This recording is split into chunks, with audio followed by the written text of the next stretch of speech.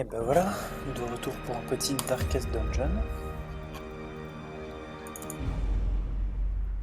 Alors, on est toujours en difficulté Stygiane et on va reprendre là où on avait laissé. Je crois que j'avais juste commencé la nouvelle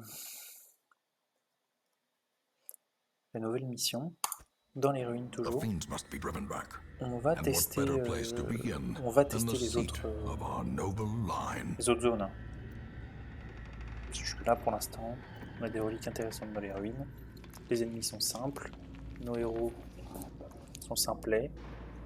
Ça se complète très bien tout ça. On doit encore compléter 100% des room battles, ce qui veut dire qu'on est encore obligé d'aller fouiller au fin fond du donjon, parce qu'on n'a pas de scouting. Pour éviter d'avoir à faire des demi-tours après. Alors, cette fois-ci, on a un peu moins de stress concernant eux là. Tous les imbéciles qui nous rajoutent du stress, parce que on a ce brave homme qui non seulement va baisser le stress, mais en plus de ça va appliquer un buff qui fait qu'on prend moins de 10% de stress pendant 2 tours. Ça se cumule, c'est vraiment intéressant. En revanche, bon, personne saigne évidemment, il va falloir qu'on tape. Oh là là. Entre les bleus qui cognent dur. Entre les stats qui cognent pas. Et voilà. Donc lui, bon, il a quand même pris plus 17, mais mine de rien, il a pris 10% de moins que ce qui était prévu. Et surtout, en 2 tours, ça aurait disparu. Certes, c'est 2 tours, mais bon, mine de rien, c'est quelque chose qui serait totalement impossible si jamais on ne l'avait pas mis dans le groupe. Le Jester, c'est vraiment la classe de gestion du stress. C'est la classe qui, on pourrait dire, qui trivialise la gestion du stress, ce serait clairement exagéré, hein, mais qui facilite la gestion du stress à un niveau qui a vraiment rien de commun avec les autres. Ça, je pense qu'on se débarrassera après. Encore une fois, c'est du lore, c'est très sympa. Et je vous invite à aller les chercher, mais pour une run stygiane, un emplacement d'inventaire, c'est un emplacement d'inventaire.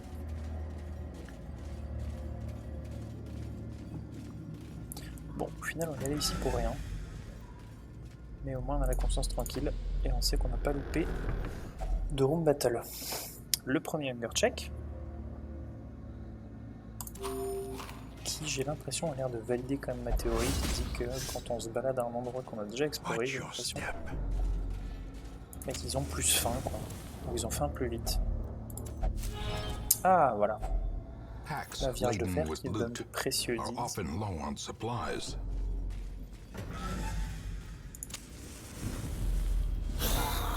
Bon. Alors, le petit défaut de cette composition, c'est qu'on n'a personne qui est capable de nettoyer les cadavres. Et je dis une bêtise, puisque lui, il a notre lépreux, il a une capacité qui est capable de le faire. Oh, bah, du coup, ça devrait être... Si on touche bien sûr nos compétences, ça devrait être quand même assez tranquille. On va prendre de risque. On va s'y prendre de manière méthodique. Ouais, je vais essayer coûte que coûte de tuer en premier. De toute façon, c'est ma priorité ultime. Une fois qu'il est mort, même si le combat dure un peu, justement, ce sera presque plutôt positif puisque ça nous sera du temps de soigner et de soigner le stress des gens. Faut quand même pas que j'oublie que lui est niveau 0, ce qui veut dire qu'il a quand même globalement moins de stats que les autres, et donc fatalement qu'il est plus fragile. Je connais pas ce gaffe à ça quand même, ça suffit. La gestion du stress serait plus facile, hein. Encore une fois, je le maintiens qu'elle serait triviale. Pour ça, il nous faudrait des reliques parce que le Jester peut utiliser des reliques qui vont lui donner des bonus à la quantité de stress qu'il est capable de soigner. Mais bon, pour avoir ces reliques et pour les utiliser, tout simplement il faut les avoir. Pour l'instant, c'est pas le cas.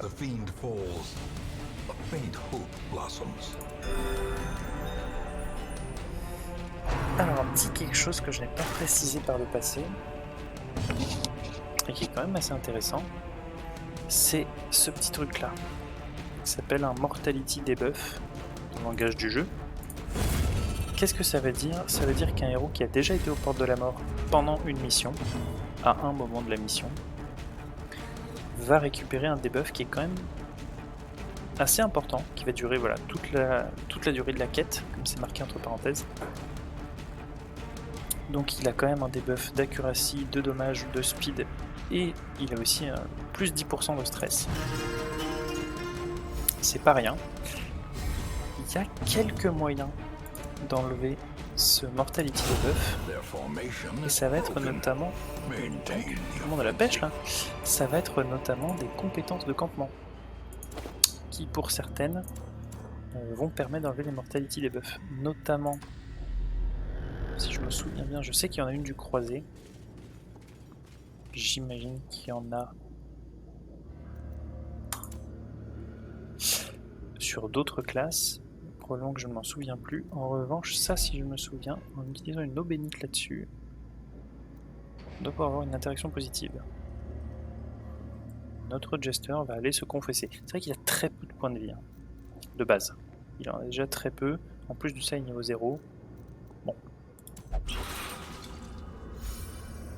Excellent. On va soigner 30 de stress d'un seul coup. Oh. Alors lui. Et bien ça va être un très bon moyen d'introduire quelque chose dont j'ai pas parlé avant, qui est le loot, et plus exactement les loots spéciaux. Qu'est-ce que j'entends par là? Les loots spéciaux, il y a certaines reliques très particulières qui ne sont trouvables que sur certains ennemis, notamment ce bonhomme, mais aussi celui-là. C'est des... On parle de chances de loot qui sont vraiment de l'ordre de, je crois, quelque chose comme 1 ou 2%, donc hein, clairement pas très commun, mais c'est quand même bon à savoir, parce que ça fait partie des...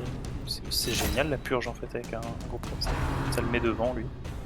Voilà, comme ça, il a juste une attaque nulle. Des loots très rares, mais qui sont beaucoup des loots très intéressants, puisque ça va être des reliques rouges. Donc des reliques de rang maximum. On va peut-être y arriver, non?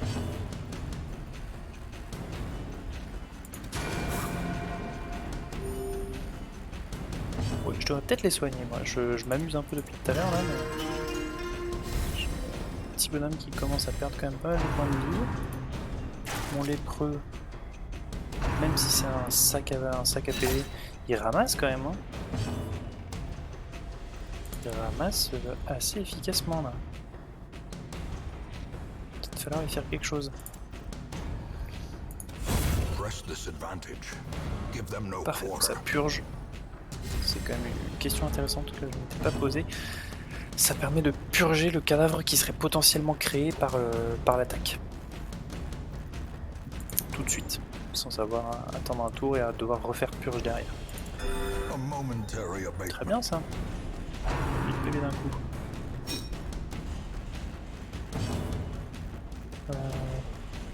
Petite Vestale, elle a pas de...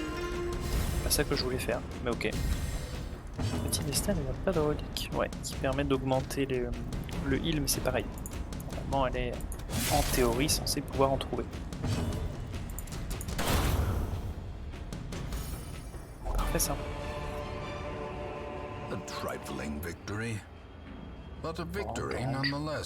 Allez. Hop. Vestale aura plus d'accuracy, ce qui est pas plus mal. Bon, ces attaques ne sont... J'allais dire sont pas très utiles. C'est pas tout à fait vrai. Elle a quand même un stun qui est range, donc très intéressant, qui remet de la torche en plus. Donc on a stun plus torche, ce qui est pas mal, avec une accuracy qui est très bonne. Hein. 95, c'est quand même vraiment pas mal. Ça tape pas fort, mais on s'en fiche, c'est pas le but. C'est vraiment pour avoir du contrôle, notamment sur la backline, puisque ça peut taper jusqu'en position 3. Et le jugement, qui lui tape modérément fort, il tape à moins 25%, mais bon, la Vestale a des dégâts de base assez faibles. Mais encore une fois, ça permet éventuellement de finir un monstre qui aurait que quelques points de vie, et en plus de ça, ça la soigne. Donc c'est quand même clairement pas mauvais. Il va falloir, si jamais on garde Baudouin, qu'on débloque cette attaque. Pourquoi? Le lépreux tape fort, mais il est très mono-cible, et cette attaque lui permet de taper en position 1 et 2 en même temps. Il tape les deux d'un coup. C'est quand même pas mal, c'est utile dans pas mal de situations. Faudra qu'on y pense.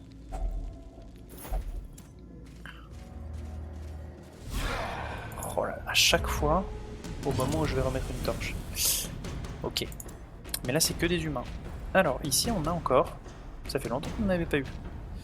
On reconnaît un petit peu les ennemis du tout premier niveau, du niveau didacticiel. Les humains, les groupes de brigands, peuvent apparaître dans n'importe lequel des donjons. Que ce soit les ruines, que ce soit le Wild, la Cove. Voilà, ils ont une petite chance d'apparaître. Et du coup, comme c'est les humains, eux, ils saignent. Donc on va pouvoir s'amuser un petit peu avec le Jester. Étant donné que lui prend les positions 1 et 2, ça veut dire que là, par exemple, la compétence qui vise à la fois la position 2 et la position 3 va me permettre de le toucher lui et l'autre. En revanche, ça veut aussi dire que si jamais il prenait les positions 2 et 3 et que ma compétence touchait les positions 2 et 3, je ne toucherais qu'un seul ennemi, avec une compétence qui est censée toucher 2 rangs à la fois.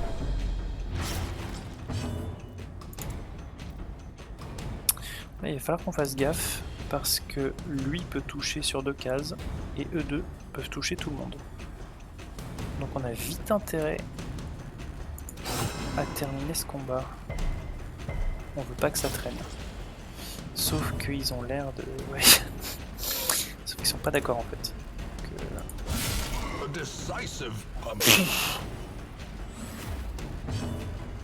Et ça fait plaisir. 27 de critique. Bon bah du coup il meurt de son saignement. Incroyable. Il suffisait de demander en fait. Très bien.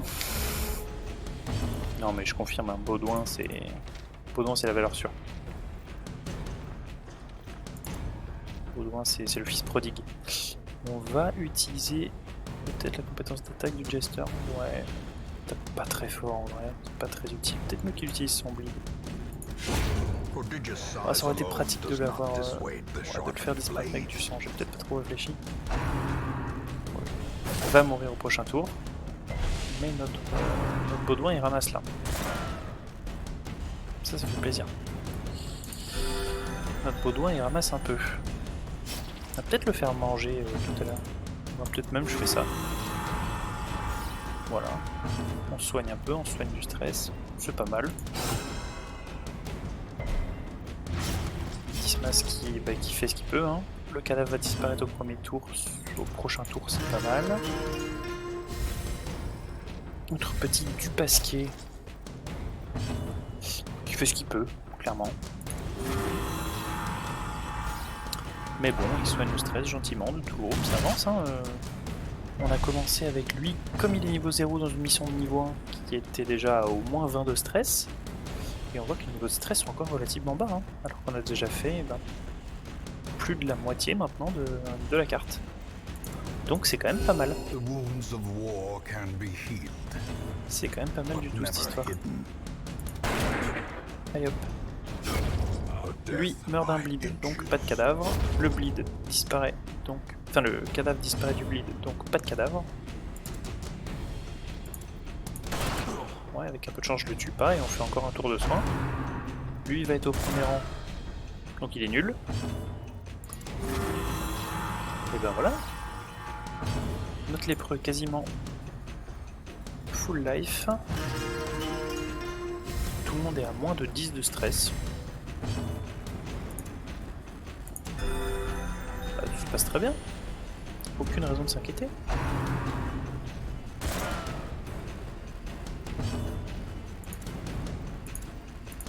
Et on grille un petit peu. Pour avoir un petit tour de soin en plus. Oh, c'est parfait ça. On soigne notre lépreux. Et on termine. Parfait. Plus ça va, plus je vais utiliser cette espèce de tactique de ne pas finir le combat tout de suite. C'est tout ce qu'on peut gagner en soins et en soins de stress. C'est à prendre. Notamment en prévision de ça. 2 unités de stress. On n'est pas content. Surtout quand ils utilisent tous les deux leur capacité de stress.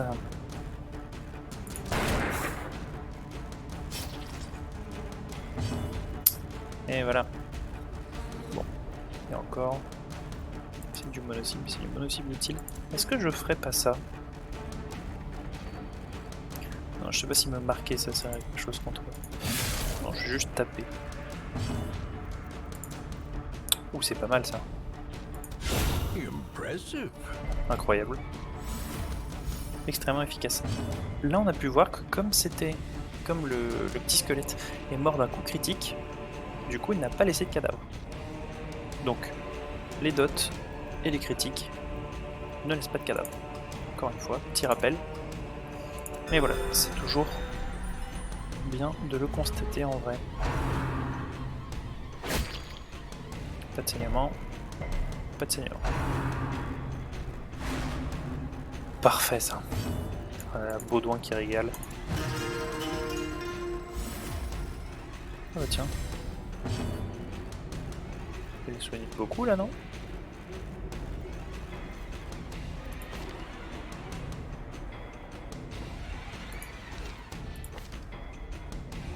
Peut-être parce qu'on a une lumière maximale.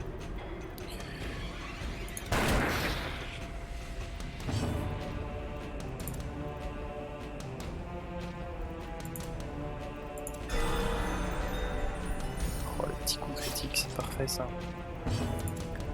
Et hop, il purge. Parfait, il saute en première position. Et donc théoriquement on ne peut pas utiliser... Bon, on peut lui laisser le temps d'ailleurs. Voilà. Sa compétence de stress, mais on va pas prendre de risque. Ça reste Darkest Dungeon, bien évidemment. On ne prend des risques que si on y est obligé, en tout cas en théorie. On va continuer à soigner le stress de tout le monde, on est content. La seule chose qu'il peut faire lui, c'est nous infliger éventuellement du saignement. Bah, il va taper quasiment que notre frontliner. Donc on est assez tranquille. Hein. On le tank très facilement.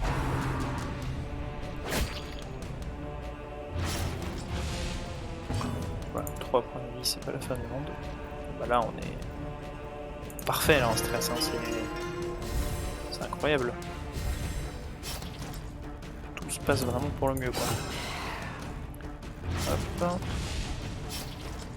Voilà, on va le terminer. Avec le lépreux. Fantastique. Et bah c'est pas mal. Alors ici comme curieux, on a une Unlocked Strongbox. Bon. Donc pas besoin de clé. Bah, c'est pas mal. On a quand même pas mal d'heirlooms, pas mal de thunes. Oui, ouais, on n'a pas tant de thunes que ça. On a pas mal d'heirlooms, c'est déjà bien. Notre mortality debuff qui est toujours là. Encore une fois, on a dit qu'on pouvait s'en débarrasser grâce à des compétences de campement, mais là on est sur une mission qui est courte, donc il n'y a pas de campement. On va devoir du coup faire avec. Très bien ça. Excellent. Bah ça va, pour l'instant ça se passe pas mal. Eux, faut faire un peu attention. On l'a vu tout à l'heure, mais ils ont quand même une compétence qui peut taper les 2 premiers rangs à la fois et infliger du saignement. Et de manière générale, ils font quand même, je trouve, trop souvent des coups critiques.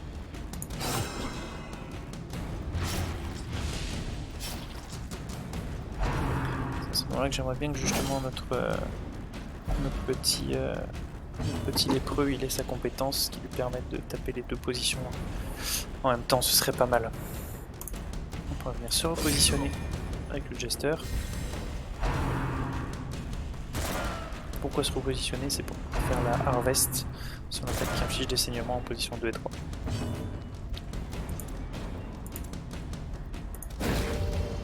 On tente. Bah voilà. Excellent. On lui saute un tour. Pas mal. Si j'arrive à placer une Harvest qui touche avec le Jester. Excellent. Et le Bleed passe.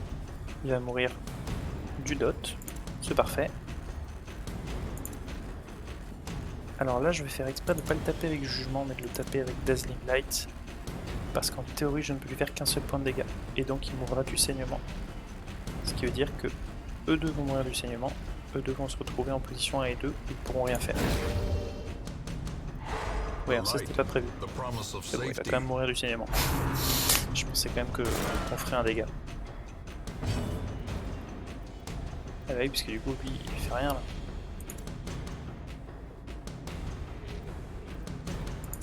Je sais pas, on va changer, non? Non, bah, avait soigné, c'est très bien, il lui manquait un peu de points de vie. 40 sur 42, là, on est pas mal.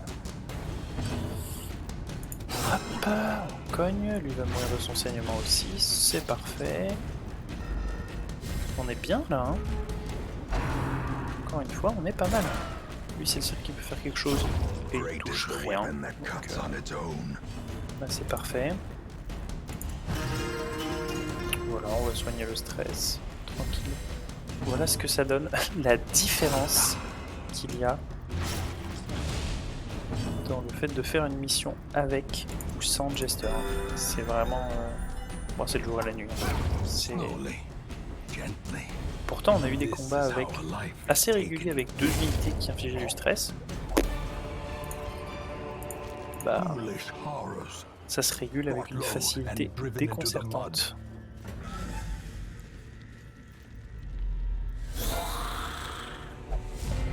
Bon, là on a plutôt de la chance, c'est quand même 2-3 combats qu'on n'en a aucune qui inflige du stress.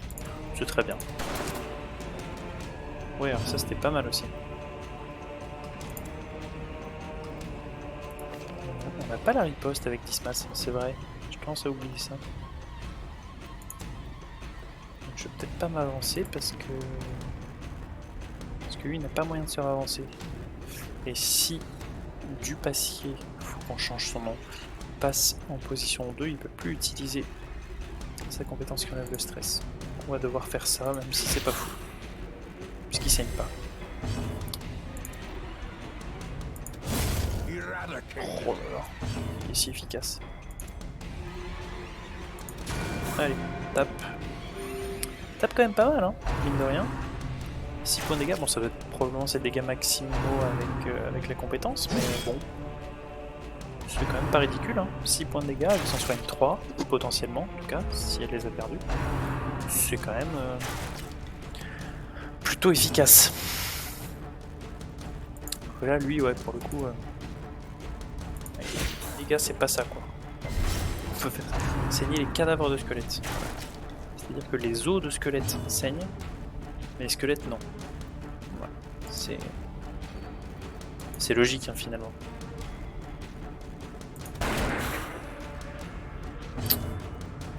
On lui a mis quelque chose pour booster ses dégâts, lui, hein. Non, rien du tout. Bon, bah, on a bien fait d'augmenter ses armes au niveau 2, j'imagine. Le jugement, donc l'attaque qui rend des points de vie et qui tape à moins 25% de dégâts, a quand même un autre aspect extrêmement positif, c'est qu'elle peut taper jusqu'en position 4. Voilà, ça a l'air de rien, mais mine de rien, même pour un petit personnage support, pouvoir taper jusqu'en position 4, si besoin, bah c'est quand même super utile. Parce que là, sinon, dans mon groupe, le seul qui peut taper en position 4, c'est lui. Avec une seule compétence. Heureusement, on a Sainte Purge. Qui knockback en plus, c'est vraiment fort ce truc. Je l'ai quand même très peu utilisé sur des runs précédentes, mais je m'aperçois que c'est quand même vraiment pas mal. Hein. Le fait que ça repousse la frontline, en plus d'enlever des cadavres et donc de potentiellement déjà attirer la backline, ça chamboule complètement le schéma de l'équipe adverse, c'est vraiment fort.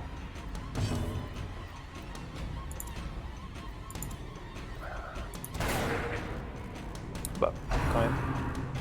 C'est juste un gros mur qui marche, là. Ça va pas être compliqué à toucher normalement.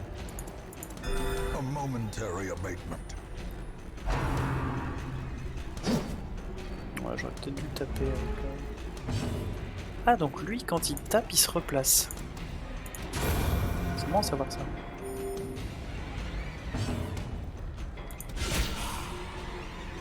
Petit coup critique. Le critique, tu donnes quoi? Ah, mais ça devait être ça. D'accord. Quand il fait un coup critique, ça lui donne plus 40% de soins de stress. C'est cohérent. Voilà, ça montre bien aussi, encore une fois, les bonus de coups critiques de chaque classe vont appuyer sur leur force. La Vestale soigne plus quand elle a fait un coup critique. Le Jester soigne plus le stress quand il a fait un coup critique. D'accord, c'est maintenant qu'on a une chance de scouting. Ok, quand on sait qu'on a déjà terminé la mission. Bien, du coup ça veut dire qu'on peut aller de manière totalement safe passer ce trap. 90% de chance de le désarmer, c'est parfait. Et potentiellement aller fouiller les deux curios qui sont là-bas. Oh, parfait, on vient de récupérer des armes médicinales. Bah voilà, 1000 gold gratuites. Et celle-là, on va pas tester parce qu'on n'a pas d'armes médicinales. Et que c'est Darkest Dungeon. Room by room, hall by hall, we reclaim what is ours. Bon. Bah ouais, pas mal de sous. Ah, la relique du lépreux. Qui va du coup maintenant avoir beaucoup de choix pour ses reliques. Et pas mal d'heirlooms, donc 4 précieux deeds, mais un seul portrait. Quelle tristesse. Oui. Ah, c'est parce qu'on a le premier héros qui atteint le niveau 2. Alors. Ça tombe bien. Oh tiens. Bon, pas du tout utile. Très chiant. Ça va permettre d'introduire un concept qui est le concept de limitation de niveau. Limitation de niveau, c'est quelque chose qui est présente en Darkest et en Stygian, et qui dit qu'un héros ne peut pas... Ouh, c'est très tentant ça. Qui dit qu'un héros ne peut pas participer à une expédition qui est d'un niveau trop inférieur au sien.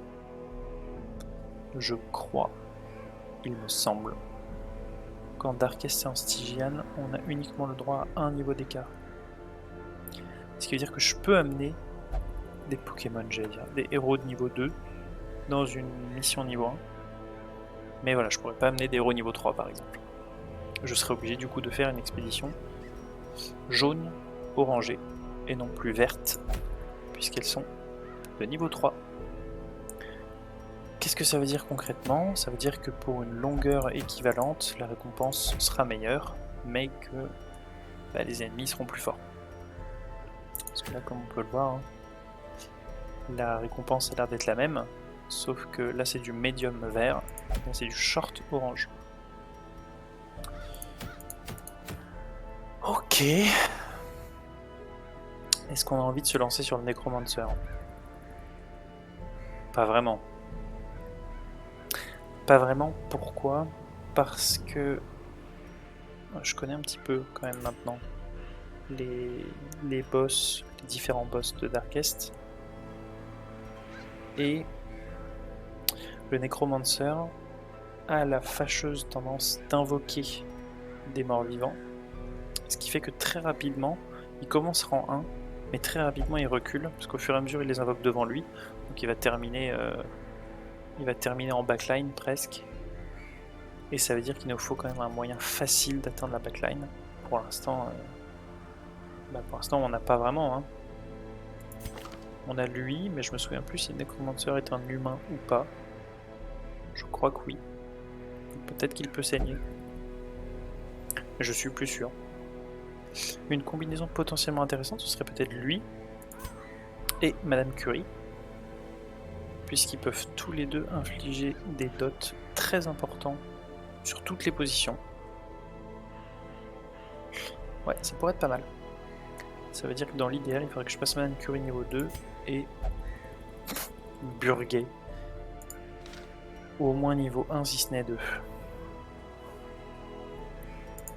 Bon, on commence à avoir des reliques intéressantes qui arrivent. Hein.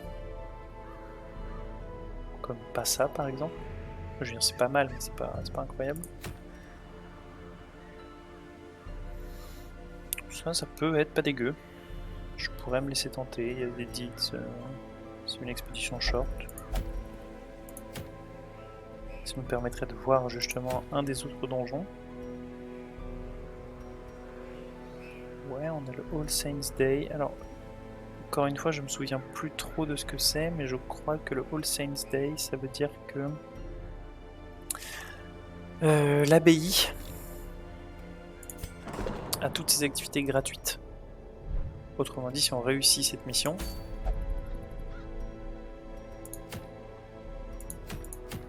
celle-là, si on la réussit, toutes les activités seront gratuites pendant une semaine dans l'abbaye. C'est pas inintéressant, voilà. C'est pas incroyable, mais c'est pas inintéressant. En termes de reliques intéressantes, on a celle-ci qui est ok. Si on utilise le Grave Robber, on n'en a pas encore, mais bon, ça peut être sympa. L'antiquaire, on va pas l'utiliser en Stygian. Hein. Et puis bon, de toute façon, c'est niveau 3, on n'a aucun héros niveau 3, il est hors de question. Relique de l'occultiste. J'utilise assez peu de cette manière-là. En espèce de support un peu. Ouais. Il y a des portraits. Il y a des portraits. Soit c'est pas mal. Ça, c'est pas mal du tout. C'est un peu situationnel. Mais on a des tanks. Notamment notre flagellant. Ça pourrait être pas inintéressant. Ça peut être pas mal ça. En plus, ça montrerait un but aussi qui est un petit peu différent des donjons habituels.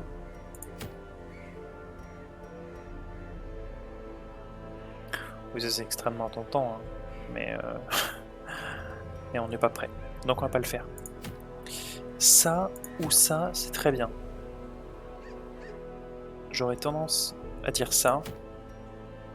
Non, en fait, moi j'aurais tendance à dire ça.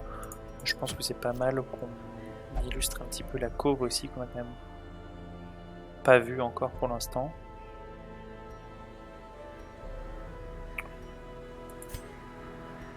Bon allez, je craque, je fais celui-là, c'est un médium. Bon, on va essayer de le faire assez vite. Peut-être même en gardant la même équipe. Où est-ce que j'enlève le... On va essayer quelque chose. Non. Ah, je voulais rajouter le Plague Doctor, le problème section, mais le Plague Doctor... On va se retrouver un peu léger en heal. Parce que le Plague Doctor est quand même vraiment très efficace quand il est en position 4.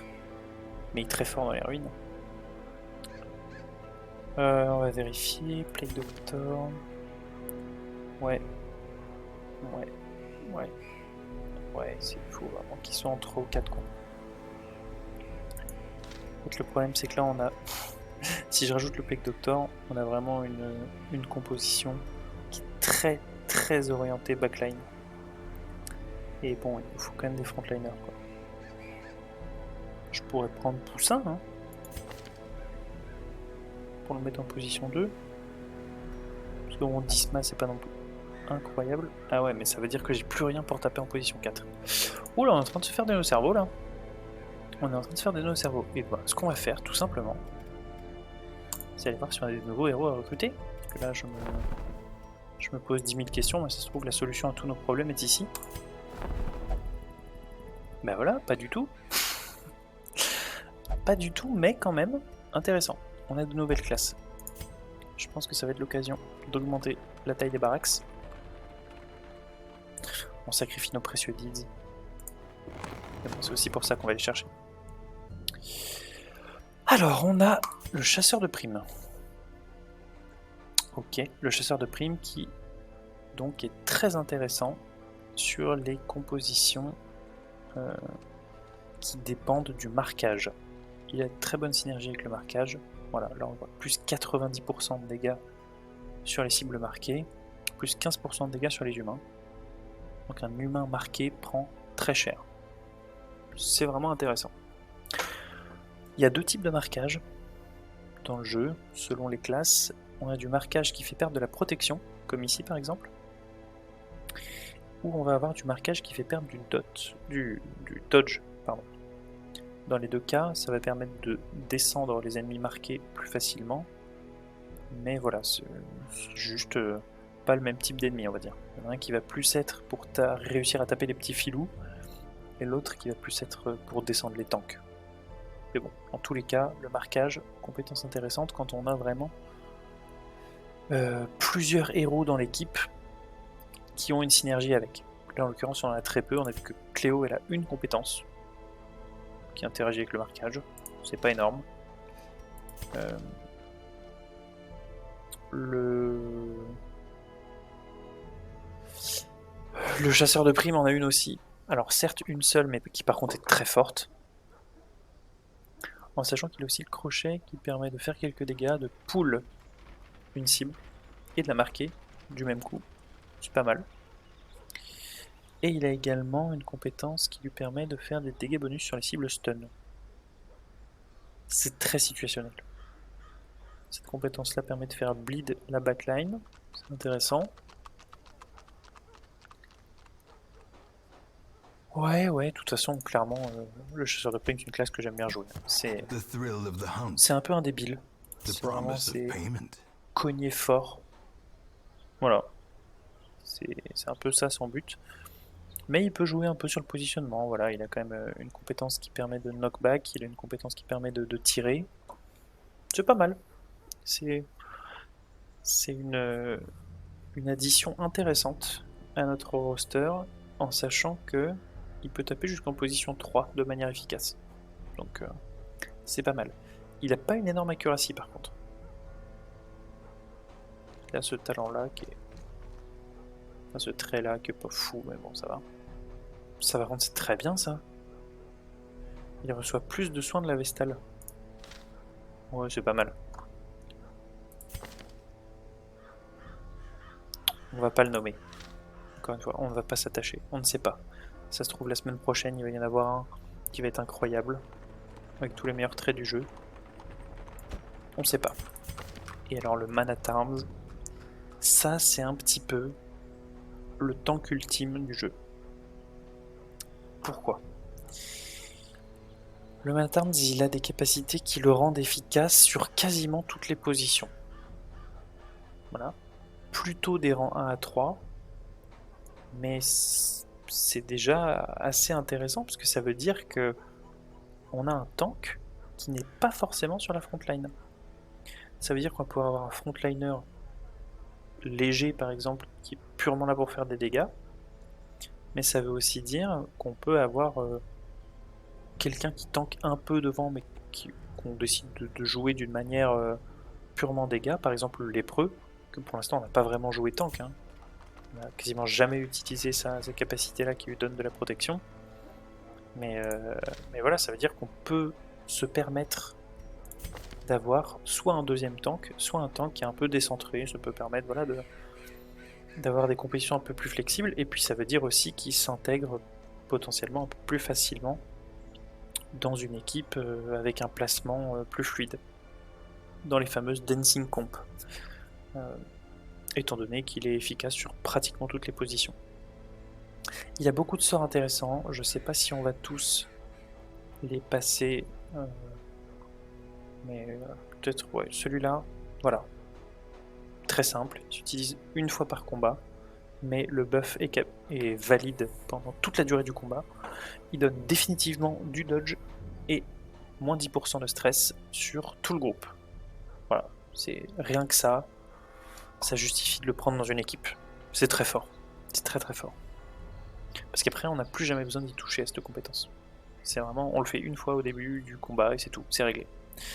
Il a des compétences de campement qui sont absolument incroyables. Hein. Voilà. Voilà. Voilà. Enfin, trop de trucs. Franchement, trop de trucs. Il peut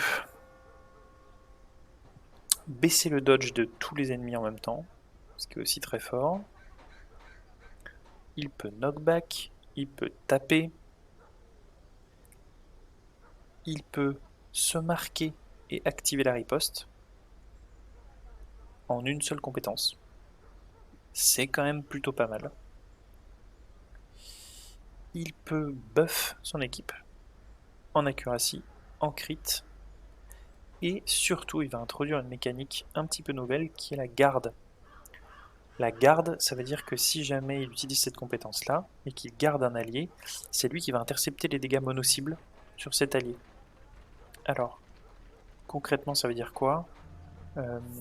C'est aussi une des raisons pour lesquelles il peut tanker de à peu près n'importe quelle distance. Si jamais je prends mon groupe là, d'ailleurs on va arrêter de se poser des questions, on va le prendre. Par principe, hein, je regarde. Mais... Poussin, il avait quoi lui? Mais j'aime bien Risk Taker. Ouais, après moins 10 de dodge, c'est pas une bonne idée. Bon, les abominations, on n'y arrive pas. On n'arrive pas à trouver notre bonheur. Poussin, on reprend Grimou, mais bon, sans conviction. Qu'est-ce que ça veut dire la mécanique de garde si jamais je vire lui et que je mets lui? Mettons que je garde le Jester. Si jamais un bonhomme essaye d'infliger des dégâts au Jester. Attention, ça ne marche que dans le cas où on inflige des dégâts. Pas dans le cas où c'est des dégâts de stress par exemple. Si jamais quelqu'un décide d'attaquer le Jester et qu'il est gardé par le Man-at-Arm, c'est le Man-at-Arm qui va prendre les dégâts. Si jamais c'est une attaque qui va toucher le Jester et le Man-at-Arm, le Jester va prendre les dégâts. Le Man-at-Arm ne va pas prendre ses dégâts plus les dégâts du Jester. Mais bon, c'est quand même déjà très efficace puisque la plupart des attaques quand même des ennemis sont mono-cibles. Ça veut dire qu'on peut vraiment tanker à la place d'un autre personnage. Évidemment, ça veut aussi dire qu'on prend potentiellement 2 fois plus de dégâts, puisque c'est comme si on occupait les 2 cases. Donc ça veut dire qu'il a plus souvent besoin de soins. Mais bon, il a une base de points de vie qui est intéressante, il a quand même un peu de dodge. Et puis surtout, sa garde lui donne de la protection. Donc, encore une fois, de la réduction de dégâts, c'est quand même toujours bon à prendre sur quelqu'un qui va prendre les coups à la place des autres. Non, franchement, c'est... Sachant qu'il utilise son boost qui va lui redonner du dodge aussi, et donner du dodge à la cible qui garde, non, franchement, le Man-at-Arm, c'est... Ah, c'est quelque chose quand même. On va peut-être l'utiliser dans la... On va essayer de faire ce niveau-là rapidement. Hop, je vais augmenter un peu le rythme, histoire qu'on ait le temps de voir les coves après. Alors, ici, on a dit qu'on voulait lui mettre plus 15% de dégâts, plus 8% d'accuracy, plus 8 d'accuracy, plus 3% de crit, ça c'est très bien. Ici, on n'a que des compétences range, ici, on n'a que des compétences range, ici, on va pouvoir faire bleed plus facilement. Move skill chance, c'est très bien. Debuff resist et moins de dodge, c'est très bien. Parfait. Le Jester a très peu de points de vie, mais beaucoup de dodge. Voilà. C'est un peu sa manière à lui de tanker, si on peut dire. Ok, notre Man-at-Arm, il est très bien en deuxième position. Et il a un kit de sort qui, pour l'instant, est satisfaisant. Hop, c'est parti, on enchaîne. Allez, pour pouvoir voir la cove après. Ah, c'est une mission longue. Je vais même pas me poser de questions.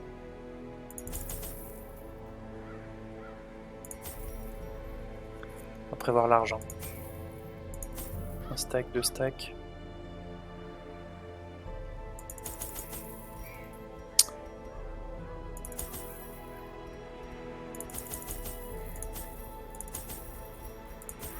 Allez. Et on a 30% de scouting. Encore une fois pour une raison que j'ignore un petit peu. Mais voilà, c'est pas grave. Je vais essayer d'accélérer un petit peu le rythme des combats peut-être. Tant qu'on a expliqué de toute façon toutes les mécaniques de base du jeu, ça devrait quand même se fluidifier pas mal. Ça, on va s'en débarrasser tout de suite, on n'en a pas besoin. Alors, on a de la chance, on est encore en torche maximale. Hop, bolster directement. La fameuse compétence de buff qui dure toute la durée du combat. Ici, on va chercher à faire bleed moche. Ce casque, sérieux. Pourquoi ce casque? Voilà, parce que ça rappelle les Darkest Dungeon. Et oui. Tout est lié.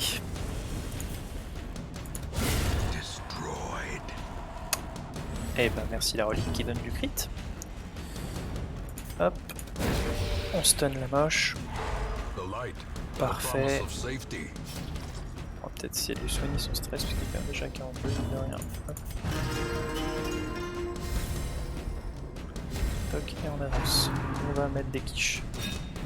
Parfait. Toc. Ouais, elle a tapé fort elle.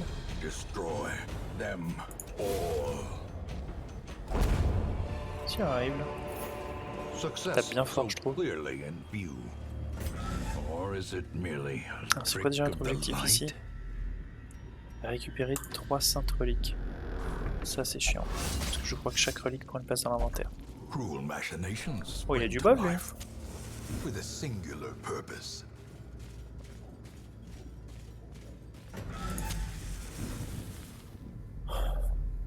Ça c'est chiant comme génération de cartes parce que bah voilà on va devoir se taper tout le retour pour rien. Et ça veut dire qu'on va faire que bouffer. Voilà. Hop, ça de mémoire il faut utiliser ça. Voilà, un petit peu de transmutation.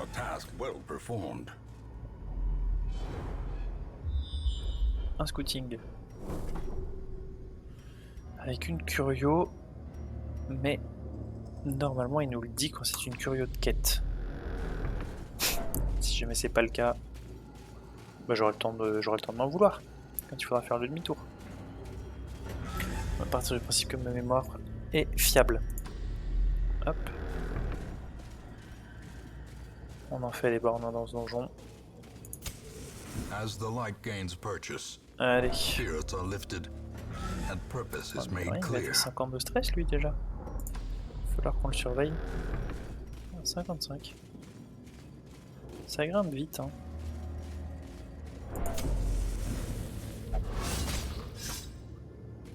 Ouais, bah 30% de chance de scouting.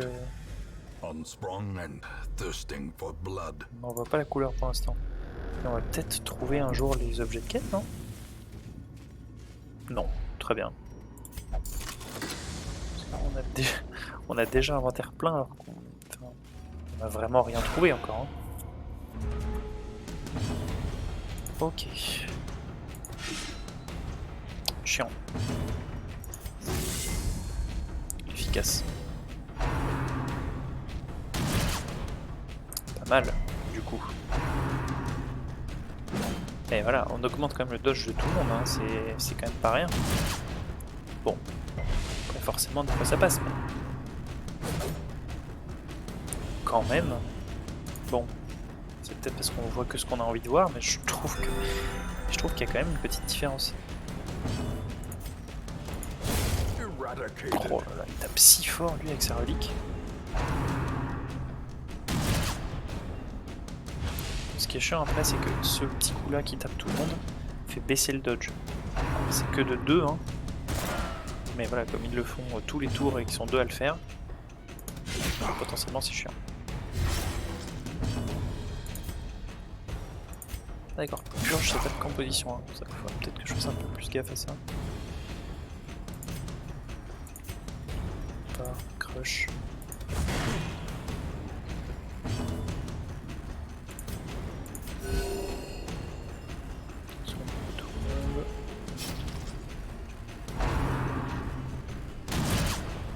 Il est chiant lui.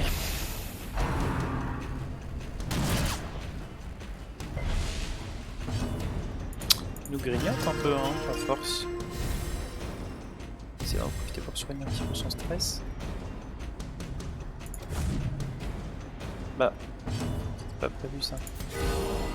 Oh, double crit. C'est l'avantage aussi d'utiliser des compétences d'AOE, hein. Plus de chances de crit tout simplement.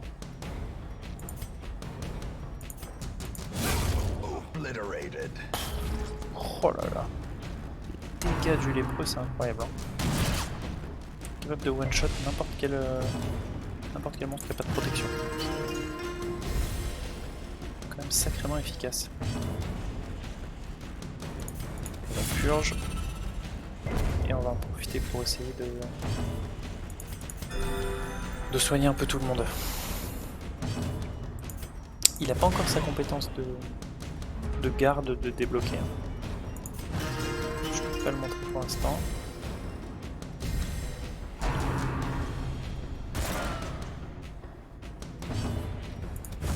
Dans ce groupe là c'est pas nécessaire, on a quand même on a beaucoup de soins, on a une frontline très solide. Petit crit, oh là là, c'est incroyable, pile sur les personnes qui ont besoin qu'on la soigne du stress. Franchement, on est pas mal. Hein. Allez hop. On va pas faire trop durer. Bah, nickel, il est redescendu en dessous de 20. Ça dégage. Ok, pour l'instant on a de la chance, tout se stack dans l'inventaire sans poser trop de questions. Ah, merci. Scouting critique. Curio. Quest location. Quest location. Ok. Et ben on va faire ça. Hein. On va faire hop. Comme ça on a 3 objets de quête. Ah oui, alors par contre qui peut désarmer là? Allez, 80% de chance quand même.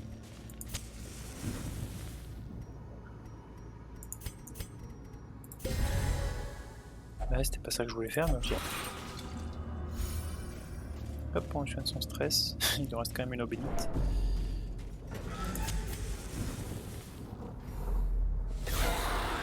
Bon, mais du coup il a encore, pendant un tour, le bonus de l'eau bénite. Donc c'est ce que je disais au début. L'eau bénite donne un bonus sur les résistances. Toujours intéressant. 2 unités de stress, on est dans l'est, tout va bien. Mais ça dodge. Pas tout non plus. On a pas mal d'humains là, on a quand même de la chance parce que du coup notre jester est pas complètement réduit à l'état de mule à stress. Ça peut quand même être utile en infligeant des saignements. C'est pas mal.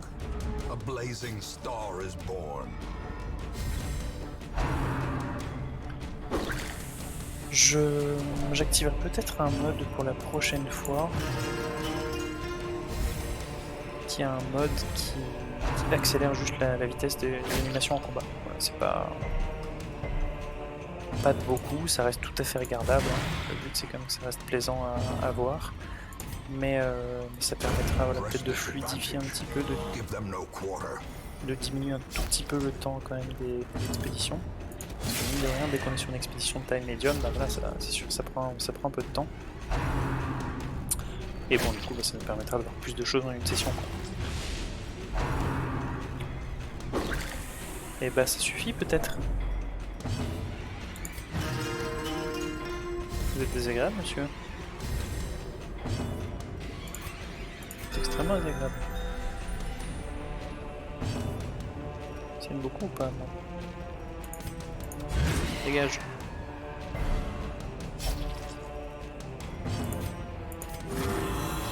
Lui, on va le soigner. Il est chiant. Même est-ce qu'il peut purger en position 2?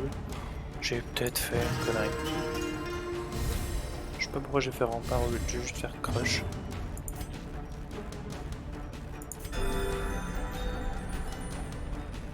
En plus là on est en train de faire durer le combat. Pas la meilleure idée cette affaire. Bah oui voilà, il peut pas purger en... Il peut pas purger en position 2. C'est pas grave, on va replacer le terme en arrière.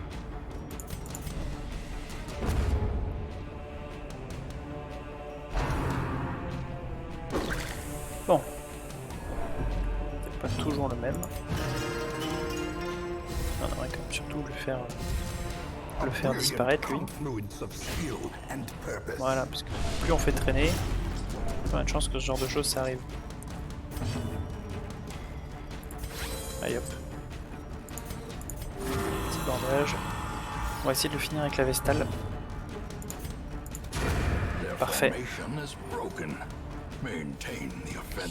Et lui, on va faire purge au prochain tour. Ça c'était pas ouf. Ah bah même pas besoin. Voilà, on va faire que son petit coup de brutal. Hop, on en profite, on fait un petit tour de soin. Et ensuite on termine, on traînera pas. On traînera pas parce que j'ai aucune idée du temps du nombre de tours qui nous reste avant que des renforts arrivent. Hop. Petit critique, parfait, on repasse en dessous des 20. Voilà, on a eu l'avertissement. The wounds of war can be healed, but never hidden. Excellent.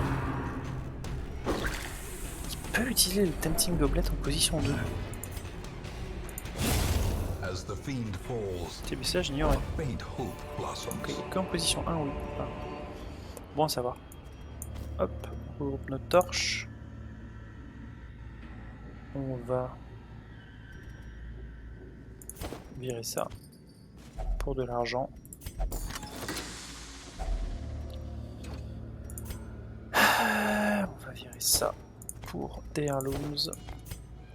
Chose intéressante à savoir aussi, quand on a un scouting critique, donc un scouting de 2 cases, enfin de 2 salles, on peut potentiellement découvrir une salle secrète.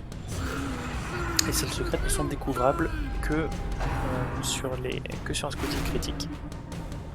Et les salles secrètes, ça veut dire énormément de loot. C'est juste du bonus, il n'y a pas de combat, et c'est uniquement du bonus. Ça c'est chiant par contre. Lui, je me suis débrouillé pour le tuer la dernière fois sans avoir même son tour de jeu une seule fois, mais il inflige le fameux debuff d'horreur qui donc fait 3 de stress. C'est un dot de stress en fait. C'est 3 de stress pendant 4 tours. C'est un peu chiant. Et donc c'est ça qui est soignable par exemple avec du Laudano. Mais nous on s'en fout pour l'instant. Ce qu'on va juste devoir faire là c'est cogner. Bon la backline c'est chiant. Oh ça j'aime pas. Ouais ça c'est chiant. C'est bien parce que ça fait pas de stress. Et que lui va pouvoir aussi facilement revenir en avant.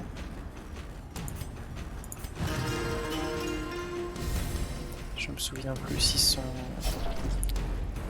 rempart ça le fait avancer de 1 ou 2 cases. Regarde, il meurt de son saignement, c'est parfait. Lui, il a beaucoup de vitesse. Là, il a son buff de résistance au stun. Mais elle non. Ah, il m'a biche. Parfait ça. Geneviève efficace bien sûr. Ouais, ça n'avance que devant. On va voir si quand il est en première position, il est capable de faire quelque chose. Et bah ouais, il s'en fout hein. Très bien. Bon, c'est bon à savoir.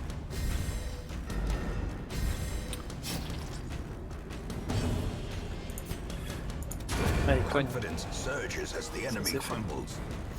Un petit crit. Oh là là, il y a beaucoup de dodge, il a 20 dodge. Eh oui. Il est très chiant. Il est vraiment très chiant. Petit bonus de dodge. Devastating Oh, blow. c'est bien ça. Petit bonus de dodge de bolster de Planet Arms. Qui quand même fait plaisir. Et on stun. Très The bien. way is lit. The path is clear. We require only the Crush. strength to follow it. On essaie de taper.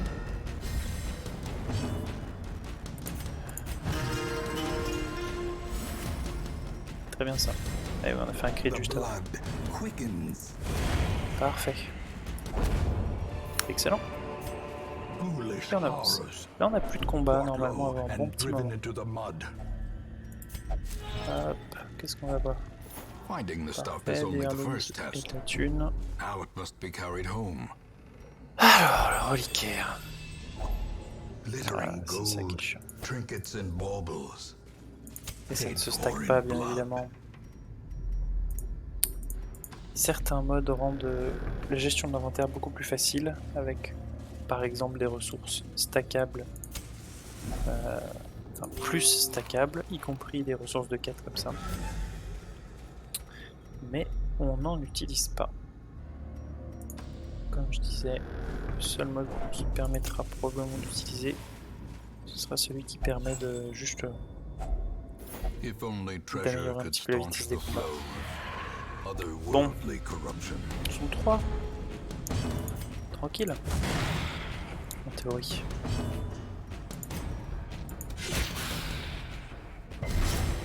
Saigne. Well struck. Parfait ça.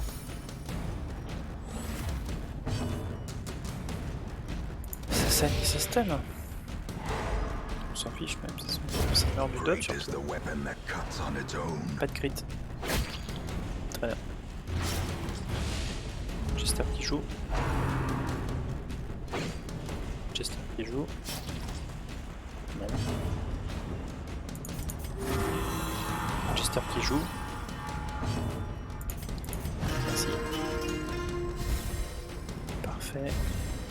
On va pouvoir le taper. On va pas le finir ce Compassion tour-ci. is a rarity in the fevered pitch of battle. Il y a un malus lui.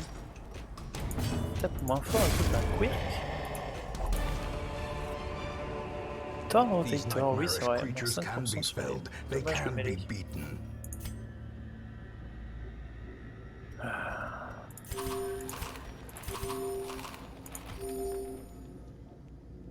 Ça s'en fout.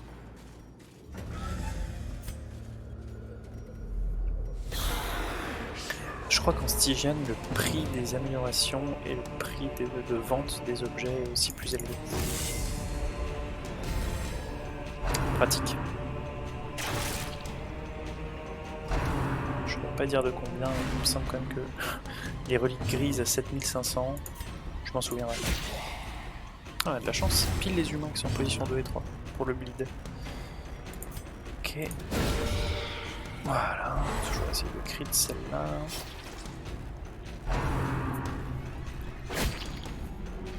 Bah c'est pas mal.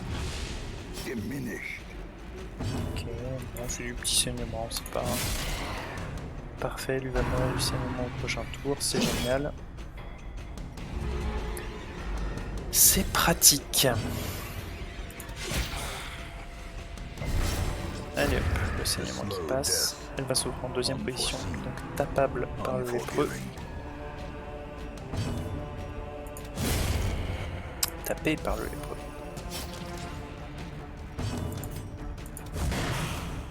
Très bien ça. Crush. Stun.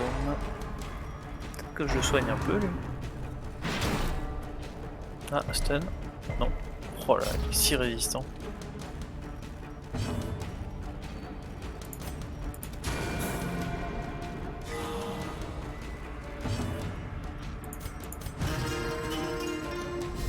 Je viens de dire qu'il fallait que je le soigne un peu, je l'ai pas du tout fait.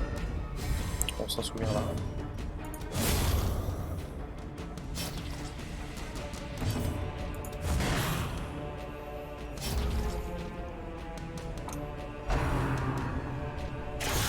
Dazed, reeling. On s'en souviendra about to maintenant. break.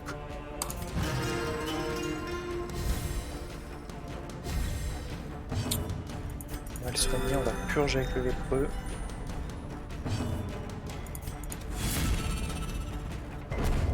Hop. On va refaire un tour de soin, je pense. Ouais. Ouais, voilà. On a qu'un seul tour de marge, c'était sûr. Le combat a quand même duré un petit peu. Hop.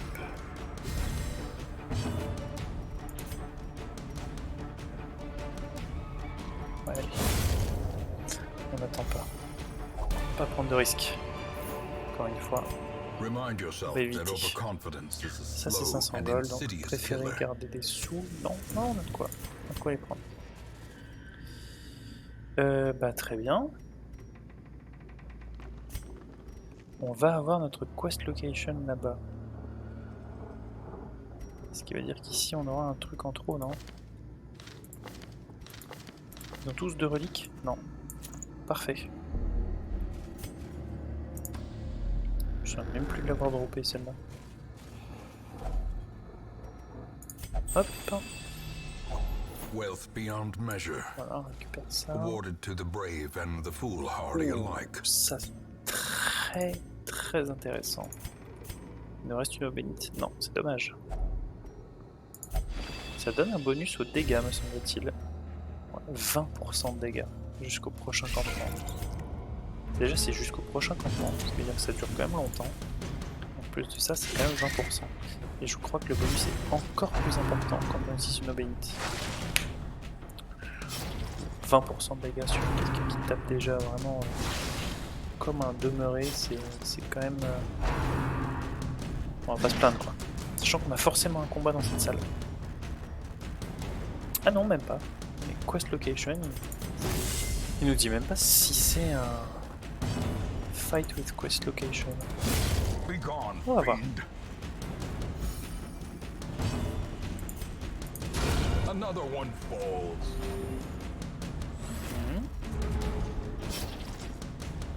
Pas de crit. Gentil AVP. Ah, je vais dire parfait, un petit heal. Évidemment, 15 de dodge quand même. Executed with Rien qui ne résiste à la précision légendaire de l'épreuve, bien sûr.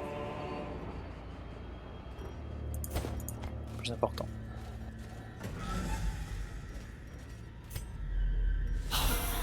Ouais, c'est bien ce qui me semble. Mais bon, quand il y a une quest location, il ne dit pas nécessairement s'il y a un combat. C'est bon à savoir. Peut-être parce que c'est obligatoire. Je n'en sais rien. J'aurais peut-être dû soigner le stress vu le peu de dégâts que je fais.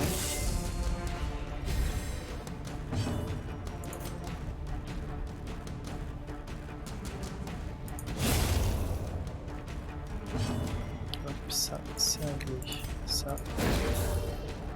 Dès qu'on peut. Dès qu'on peut. Stun l'unité qui inflige du stress, il faut le faire. C'est primordial. Ok, 15 de stress, c'est gérable. Faut quand même bien se dire qu'on a encore un campement. Hein. Et le campement nous permet d'enlever du stress. Bon, par contre, il faut pas abuser non plus. Ouais, ça suffit aussi. Là, 3 tours, 3 fois du stress. C'est bon. In Radiance, may we find victory. Ah ouais. Pas cool.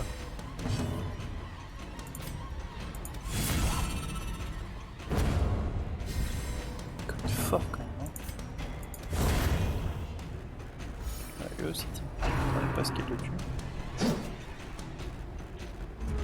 C'était pas terrible en termes d'action économie, mais bon. Bon. Peut-être suffire, non?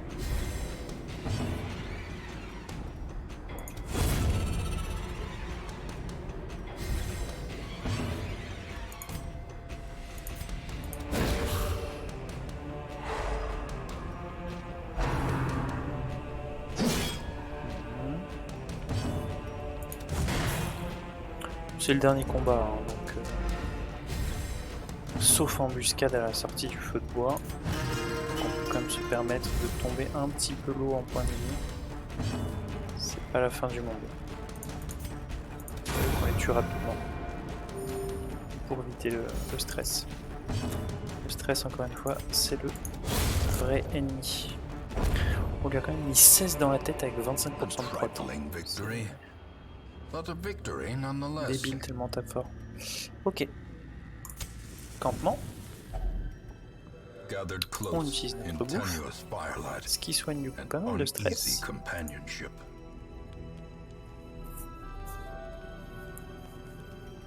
Le lépreux a des très bonnes compétences de campement. Ça ne sert à rien, c'est pour du combat, et en théorie, on n'en aura pas besoin. Alors, moins 20 de stress à tous les compagnons. Un compagnon prend plus 20 de stress. Non, on va plutôt faire ça.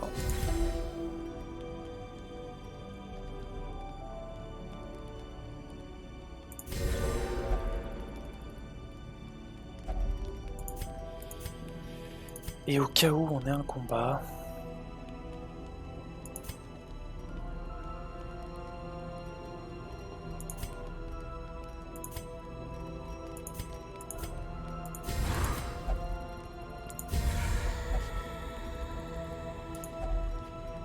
On sait jamais. Pas de combat, pas de combat. Parfait. Eh ben, on est pas mal. Je me suis pas appesanti, mais sur les compétences de campement, il y a une notion qui touche un peu au lore, qui est le fait que les compagnons soient religieux ou non. Voilà. Ça dépend de leur classe. Il y a certaines classes qui sont considérées religieuses, à savoir le lépreux, le crusader, la vestale, ça je suis sûr, les autres je sais plus. Et donc il y a quelques petites interactions supplémentaires au niveau des compétences de campement, suivant s'ils sont religieux ou non. Flow de release. Ouais. Super, on critera un petit peu moins sur nos attaques avec la vestale. C'est clairement pas le but à la base. Et voilà, ça nous permet de présenter les événements, le All Saints Day, le cloître, le transept et le hall de pénitence sont gratuits.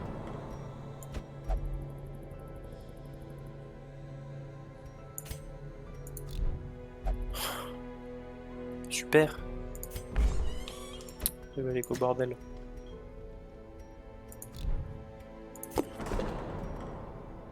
Ok, on a Madame Curie, sinon et Cléo. Ils n'ont pas non plus énormément. Flagellant. Cove Tactician et Germophobe. Et lui il a Diurne. Aucun impact. Attendez qu'on va jouer qu'entorche haute. Claustrophobia. Je crois que ça veut dire qu'il gagne un peu plus de stress quand il se bat dans les couloirs. Et Quick Reflexes. Ok. Ils sont vraiment sensiblement équivalents. L'accuracy c'est chiant quand même.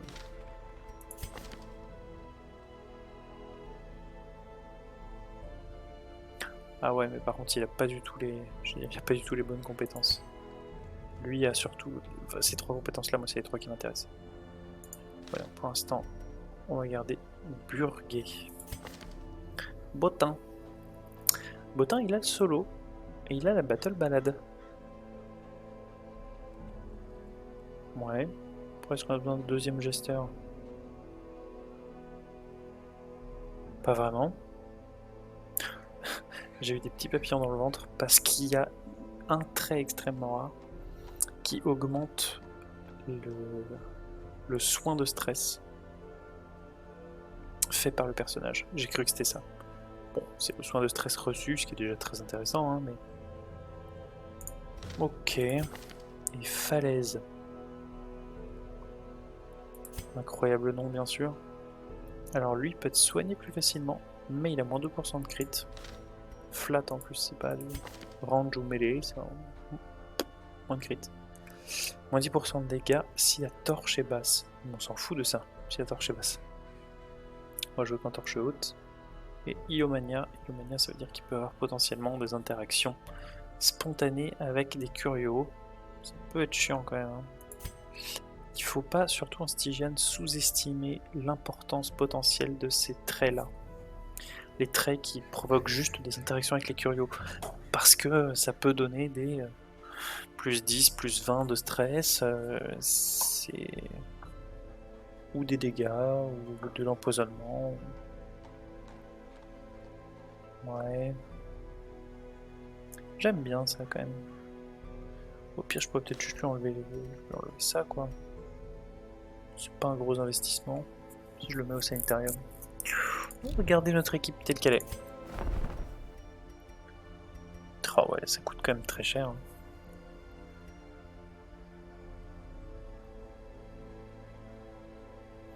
Ça c'est nul, ça c'est pas mal. Je vais peut-être le prendre. Blightstone.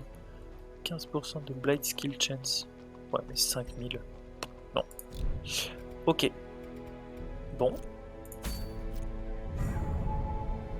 Et ben on va regarder. On va regarder ce qu'on a pour la suite. Ah, le piège. Ça tombe très bien. On va pas faire le nécromancien maintenant. Le Hero's Ring. Plus 25% de Virtue Chance. C'est-à-dire qu'on a une chance sur deux de Virtue, une chance sur deux d'affliction. Pourquoi le piège? Parce que ça reste un coin flip. Hein, donc. Oh. Je suis si déçu. On a des reliques très intéressantes là. Ça, c'est si jamais on joue le Plague Doctor en position 2 ou 3. Avec son sort qui s'appelle Incision. Qui fait qu'il peut aussi infliger du bleed. Donc quand il est en position 3, le Plague Doctor, c'est le king du dot. C'est vraiment c'est incroyable. Il a accès au bleed et potentiellement au blight sur toutes les positions. Voilà. Ça, si jamais on lui rajoute le Disorienting Blast qui permet d'enlever les corps et de shuffle un membre de l'équipe adverse, c'est vraiment Plague Doctor, une classe extrêmement solide. Donc bon, c'est dans l'éventualité où on veut le jouer mêlée, mais une seule compétence de mêlée. Pas non plus forcément incroyable. Là, et puis la Cove est en niveau 3 là pour le coup. Et peut-être que dans les Warrens on va trouver quelque chose d'intéressant. Bah voilà, 10% de damage sur les melee skills, c'est pas mal. On perd un peu de dodge, mais bon, pas la fin du monde.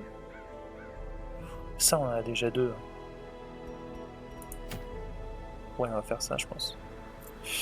Et ben, on va aller se balader dans les Warrens. Pour cette fois. On va aller se balader dans les Warrens. Ce qu'on va faire, c'est que je vais remettre l'équipe à 0 pour pas être influencé. Comme ça, on va vraiment choisir une équipe faite pour les Warrens. On va enlever toutes les reliques. Ah, on a récupéré notre Book of Rage, c'est vrai.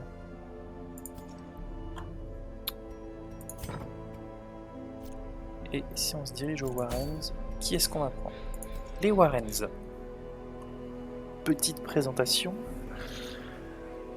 On a surtout des ennemis qui ont les archétypes humains et bêtes. C'est bon à garder en tête. Avec potentiellement pas mal d'ennemis qui ont de la protection. Assez résistants au blight, peu résistants au bleed. Et possibilité d'infliger des maladies, ça c'est chiant.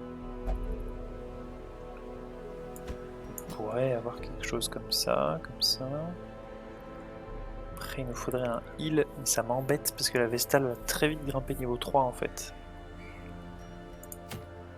Ouais, c'est une short, hein, mais... Peut-être devoir prendre une deuxième Vestale. De toute façon, je pense qu'à un moment ou à un autre, s'il y en a une deuxième qui passe, on va la prendre, c'est sûr. Parce que en soin... Alors, on a que ça pour l'instant, quoi. Le soin des croisés... 2, 3... C'est quand même pas fou, quoi. Après, lui peut se soigner tout seul, mais il faut quand même quelqu'un pour soigner les autres. Le deuxième soigneur du jeu, c'est l'occultiste. Même s'il est un peu controversé, parce que... Il a un soin qui est très variable, mais là on n'en a pas. C'est vrai que c'est quand même un peu... Bah ouais, prendre Geneviève, hein. On va pas se poser 60 questions. Et qu'est-ce qu'on pourrait prendre là? Est-ce que je prends plaque docteur avec incision? Si je la prends, je prends incision et je prends battlefield médecine aussi pour clear les bleeds éventuels. Ou est-ce que je prends juste quelqu'un qui tape en fait? Peut-être juste prendre un cogneur, non?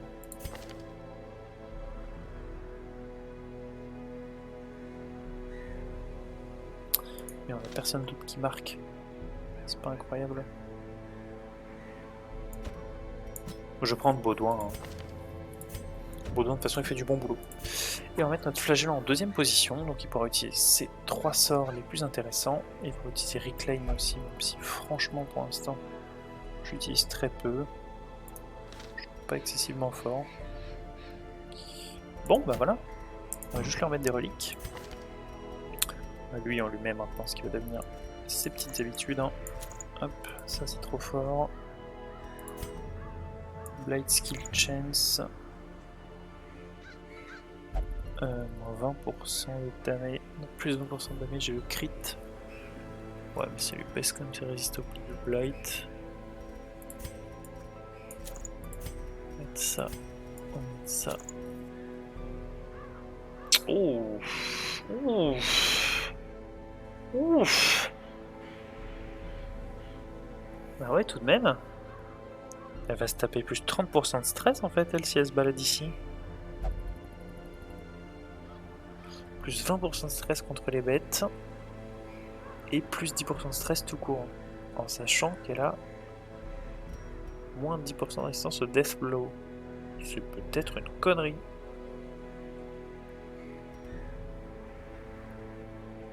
Ouais, mais dans le Wild, il y a des bêtes aussi. Hein. On va pas encore se retrouver cantonné aux ruines. C'est incroyable, hein. J'essaie de... Non, c'est une mission courte. Allez, on va le tenter.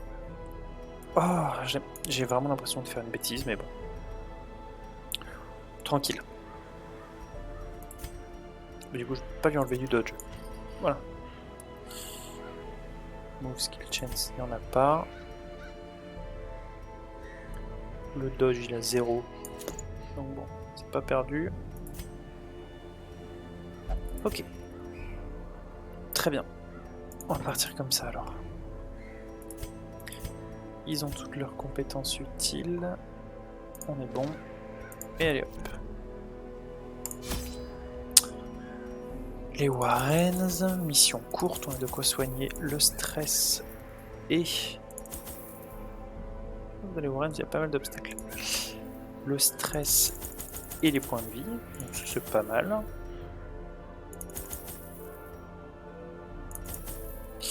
Il y a aussi pas mal besoin d'armes médicinales. Les Warrens, il y a beaucoup de curios qui interagissent avec les armes médicinales. Hop, 2 skeletons qui... Et ouais, allez. Ça reste une mission courte.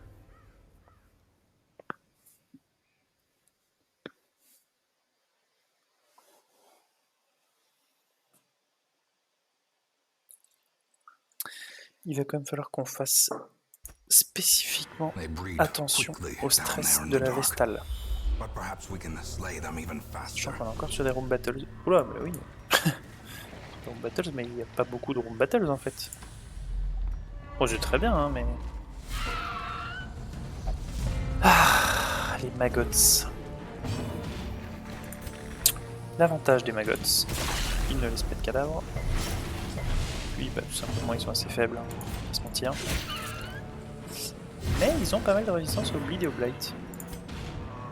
Et surtout, ils sont quasiment immunisés au stun. Pourquoi je dis quasiment? Il y a marqué 100%, mais si jamais moi j'ai par exemple 110% de chance d'infliger un stun et que eux en ont 100%, bah, je peux quand même leur infliger un stun. 200% c'est une immunité. D'ailleurs les squelettes ont 200% de résistance au bleed par exemple. Il faut pas les sous-estimer par contre quand ils sont très fragiles, donc l'idéal c'est de tuer avant qu'ils touchent, et voilà. Ils peuvent donner des maladies, quand ils touchent ils donnent du stress et ils peuvent stun. Ils sont chiants. Très petits mais très chiants.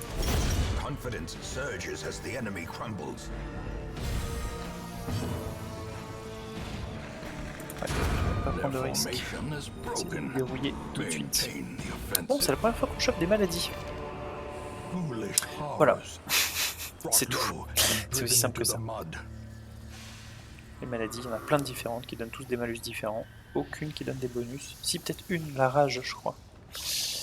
Qui donne des bonus de dégâts.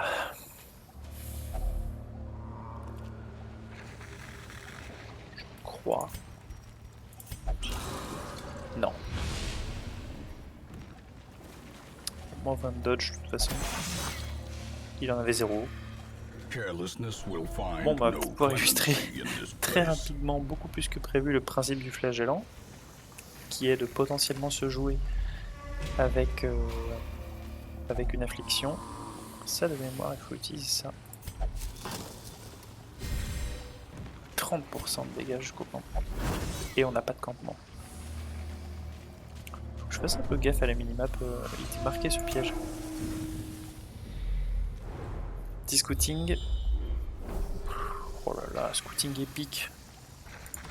C'est parfait ça. 40%, 40%. C'est qui va désarmer. Parfait. Parfait. Très vide ce niveau. Ce qui nous convient très bien étant donné les risques qu'on prend avec la Vestale. Alors. Mob de base. Un peu nul. Lui peut infliger de la terreur et marquer les cibles. Lui, c'est un petit range, mais qui peut infliger des maladies, et je crois mais plus de crits quand les cibles sont marquées. Donc, pas de risque, tellement fort ce sort. On essaie de les faire bleed en zone tant qu'on peut. On les saigne comme des porcs. Oh, aïe, aïe, aïe, aïe, aïe. Ouais, bah les crits à 31 quand même. Ça fait sacrément plaisir. Les maladies c'est chiant, j'ai pas envie qu'ils m'en rajoutent. Voilà. Marqué.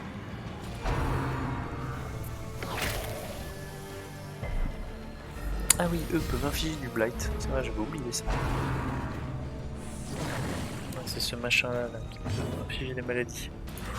Autant littéralement se faire vomir dessus par un cochon mutant, ouais. Oui, dans l'absolu, c'est pas nécessairement quelque chose de qu'on recherche, quoi, on va dire. Parfait, on va pouvoir illustrer une des capacités du flagellant. Il est en dessous de ses 40% de points de vie, donc je peux utiliser cette capacité qui va faire pas mal de dégâts, infliger beaucoup de bleed, 5 points par tour pour 3 tours, et surtout qui va le soigner de 35% de ses HP max. Voilà. Plutôt efficace.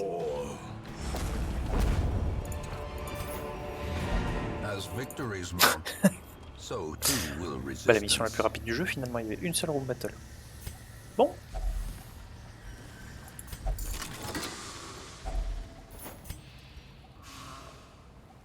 Bah quand même, non.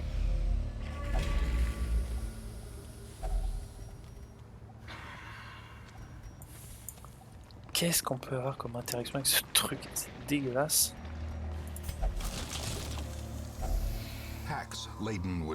On a créé de la bouffe avec ça. Chouette. Extrêmement rassurant. C'est bien de savoir quand on fait une bêtise. Voilà, peut-être que continuer c'était une bêtise. La deuxième capacité qu'il a, à part celle qui inflige de la terreur et qui est mono-cible, c'est voilà, du stress assez faible mais sur tous les membres du groupe. Et eux, ils infligent du saignement. Allez, on fait saigner tout ce petit monde là. Très bien. On fait la même chose. Très bien. On cogne quand même des villes. 25% de prod quand même. Ils ont que 10%, enfin, ils ont que 10 HP, mais beaucoup de protection. Lui va mourir de son saignement, c'est parfait, on est ravis. Ah, lui il est chiant.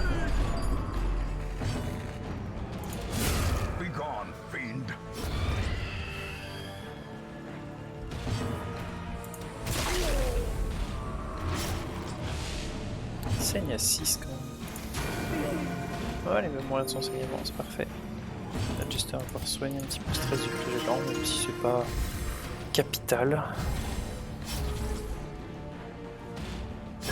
Parfait. Great is the weapon that cuts on its own. On n'aura pas de combat dans cette salle.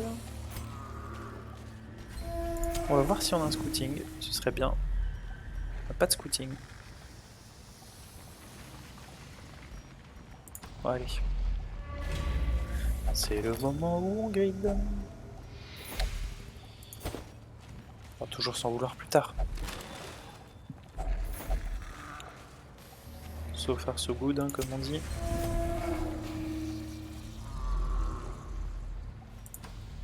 Il ne peut pas y avoir de bataille dans les salles, étant donné qu'on a terminé la quête, qui était de faire toutes les batailles dans les salles.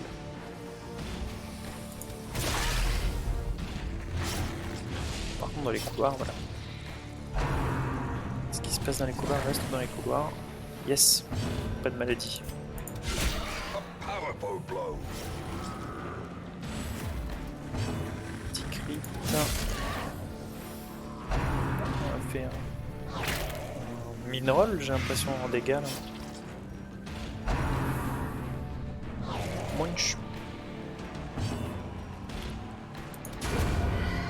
Parfait.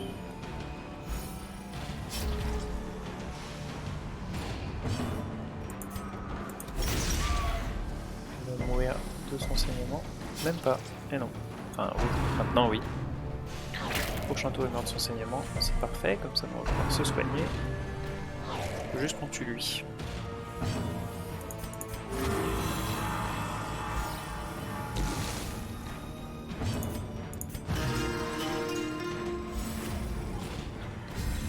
Il a fait un crit juste avant ça. Toujours surpris quand je le vois soigner. Oui, il faut finir ça rapidement, très bien. Parfait. A time to perform beyond one's limits. Voilà. On soigne un peu de stress. Très bien. Et ben une petite relique de crit. Bon, c'est pas mal. Voilà, comme ça on va faire plus de stress heal. Petit hunger check. On a encore de quoi en faire un potentiellement. Et bah allez, on va compléter, on va faire cela. Et bah pour le coup, une petite expédition très calme. Peu de combats, pas de difficulté majeure, pas de groupe de monstres trop chiants. Alors ça c'est aussi parce qu'on est sur une expédition de niveau 1. Les Warrens, une fois qu'on est niveau 3 par exemple, enfin, qu'on fait des missions de niveau 3, les espèces de bestioles qu'on a vu avec les crochets là, sont invisibles. Voilà. Je crois que les monstres invisibles, il n'y en a qu'à partir des missions niveau 3. C'est très bien comme ça. Hein. Parce que bien évidemment c'est chiant.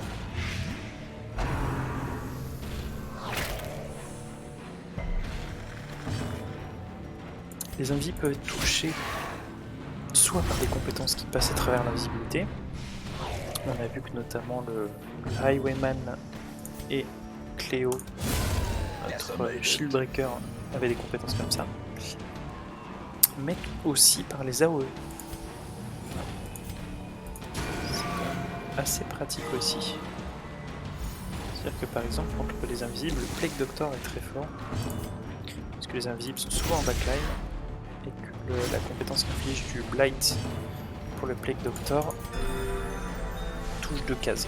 Il y a rarement 2 invisibles en position 3 et 4. Donc c'est pas mal.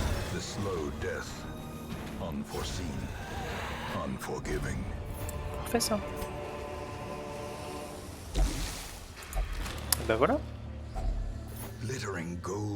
Nickel.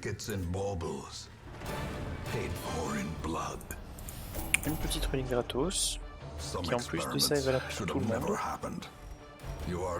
Un peu de sous, et quand même 8 deeds et 3 portraits. C'est pas mal, hein. C'est pas mal. Baudouin passe niveau 2. Du pasquier s'en rapproche. C'est ce petit symbole qui dit qu'il attrape une maladie. Et notre petit flagellant passe niveau 1. Thick Blooded. Ok. 2 de Victor. Très bien. Ça va. Pour ce qui est des traits, ça va. Women and men, soldiers and outlaws, Oh! fools and corpses. All will find their way to us now that the road is clear. Alors il y a aussi des événements qui sont spontanés et qui ne dépendent pas des missions qu'on fait. Il y en a un paquet d'ailleurs. Et ça c'est pas mal du tout. 6 recrues de plus que d'habitude. Ça va se ruer vers le stagecoach. Il y a des choses intéressantes.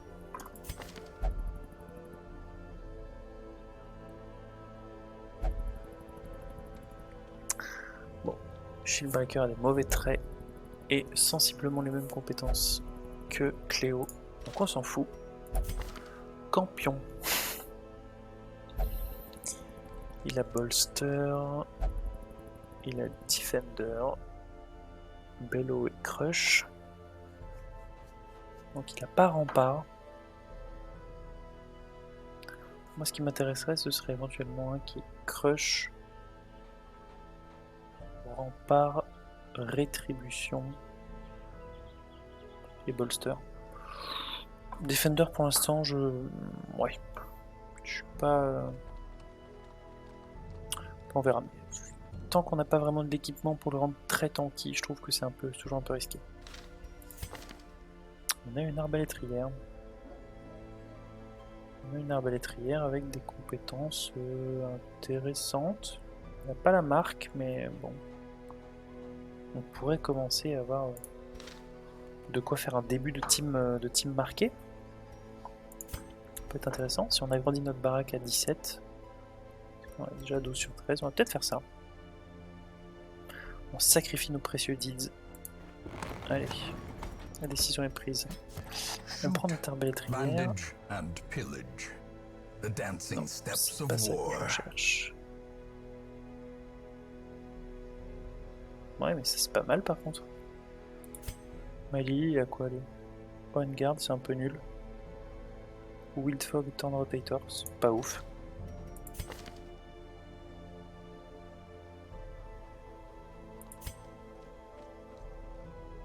Il a Bello. Alors que lui, il a Commande.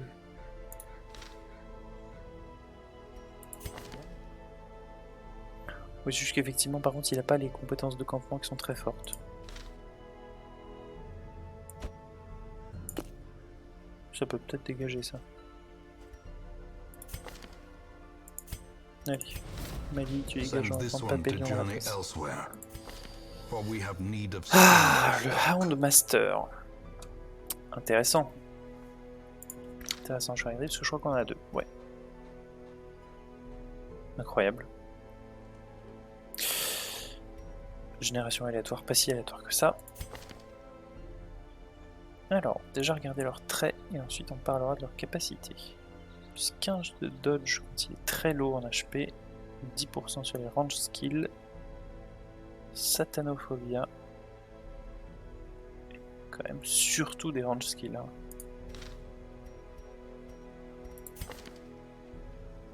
Ok, ça peut être pas mal.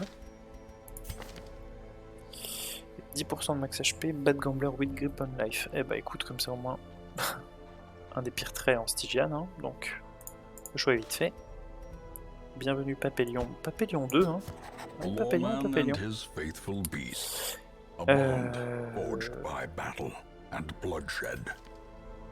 Bah du coup on va l'appeler Heimlich, parce que c'est un magnifique Papillon.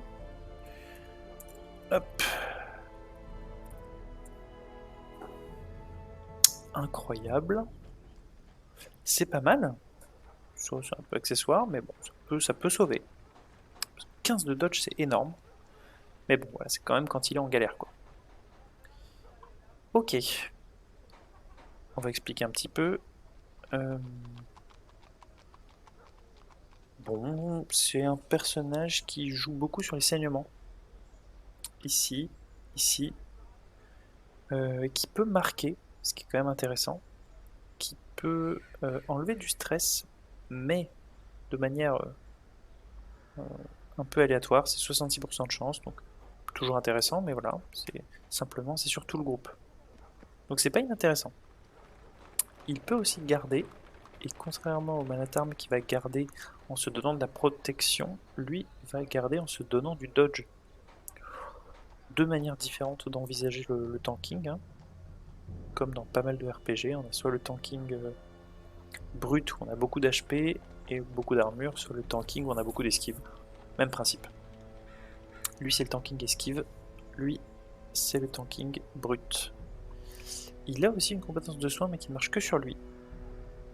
Mais voilà, comme il est censé garder, c'est intéressant. Et il a aussi une compétence de stun quand il est en position 1 et 2.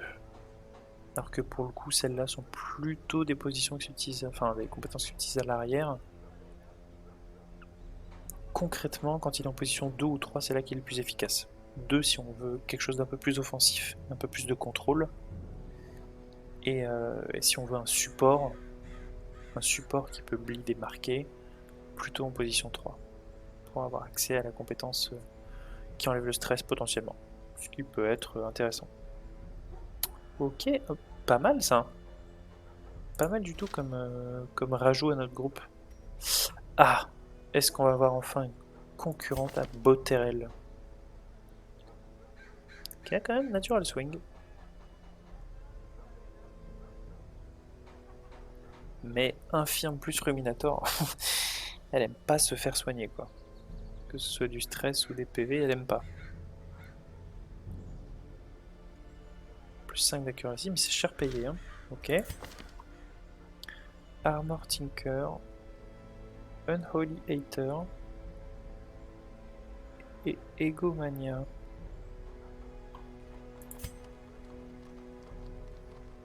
Alors le truc c'est que ces machins là, faudrait qu'on les enlève si jamais on veut la garder. Mais Natural Swing, c'est pas mal. Et Clotter, c'est pas mal. Alors que Armor Tinker, c'est bien, hein, mais c'est pas fou, ça nous fait juste économiser un peu d'argent. C'est déjà ça, mais bon, c'est pas la panacée. Et Unholy Hater, en soi, les traits qui concernent les catégories de monstres sont, je trouve, plus utiles que les traits qui concernent les zones. Pourquoi? Tout simplement à cause de... Moi je dirais à cause des DLC en fait. Qui quasiment à eux tout seuls justifient ça. Parce qu'on va retrouver des monstres qui seront pas dans la zone en question. Ils seront dans la zone du DLC. Et donc du coup si jamais le bonus concerne la zone, bah il s'appliquera pas, alors que s'il concerne les catégories de monstres, il s'applique. C'est tout bête. Donc grosso modo on doit peser Clotter Natural Swing, mais avec des traits négatifs, quand même important, contre Armor Tinker et Unholy Hater.